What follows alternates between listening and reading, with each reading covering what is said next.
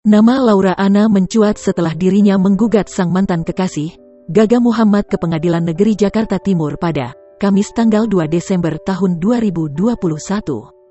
Dikawal teman-teman sesama artis dan selebgram, Laura hadir memakai kursi roda. Sampai dengan akhirnya mantan pacarnya itu ditetapkan sebagai tersangka karena dianggap sebagai penyebab kecelakaan yang membuat Laura Anna lumpuh pada akhir tahun 2019. Gaga Muhammad dijerat dengan pasal 310 ayat 3 Undang-Undang tentang Lalu Lintas dan Angkutan Jalan. Ia lahir pada tanggal 20 September tahun 2000. Nama lengkapnya ialah Eledenyi Laura Anna. Namun ia lebih dikenal dengan sebutan Laura Anna. Laura Anna adalah putri dari pasangan Gabor Edelenyi dan Amelia Edelenyi. Laura Anna merupakan selebgram yang suka dengan dunia kecantikan, sehingga tak jarang ia mengulas tentang produk skincare. Ia juga tak segan membagikan caranya menggunakan make up.